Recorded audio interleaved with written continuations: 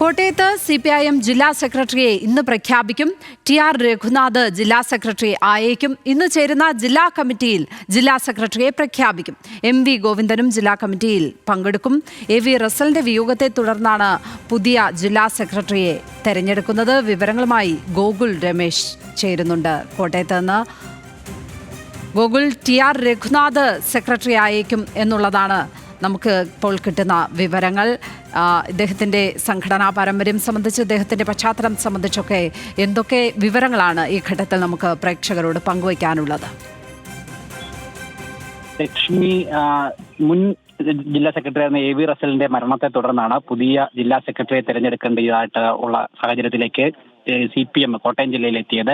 അതിന്റെ അടിസ്ഥാനത്തിൽ TR രഘുനാഥ് റസലിന്റെ പിൻഗാമിയായിട്ട് കോട്ടയം ജില്ലാ സെക്രട്ടറി ആയിട്ട് ഇന്ന് പ്രഖ്യാപനം അദ്ദേഹത്തിന്റെ പേര് ഉണ്ടാകുമെന്നാണ് മനസ്സിലാക്കാനായിട്ട് സാധിക്കുന്നത്. ഇന്ന് ജില്ലാ കമ്മിറ്റി യോഗം ചേരുന്നുണ്ട്. ആ യോഗത്തിന് ശേഷമായിരിക്കും ഔദ്യോഗികമായിട്ട് പുതിയ ജില്ലാ സെക്രട്ടറിയെ പ്രഖ്യാപിക്കുന്നുണ്ടാവുക. നേരത്തെ സംസ്ഥാന സെക്രട്ടേറിയറ്റിൽ TR രഘുനാഥിന്റെ പേര് ഈ സ്ഥാനത്തേക്ക് നാമനിർദ്ദേശം ചെയ്യപ്പെട്ടിട്ടുണ്ടായിരുന്നു. തുടർന്ന് സംസ്ഥാന സെക്രട്ടേറിയറ്റിന്റെ തീരുമാനമാണ് ഇന്ന് ജില്ലാ കമ്മിറ്റിയിലൂടെ പ്രഖ്യാപിക്കുന്നുണ്ടാവുക ഔദ്യോഗികമായിട്ട്.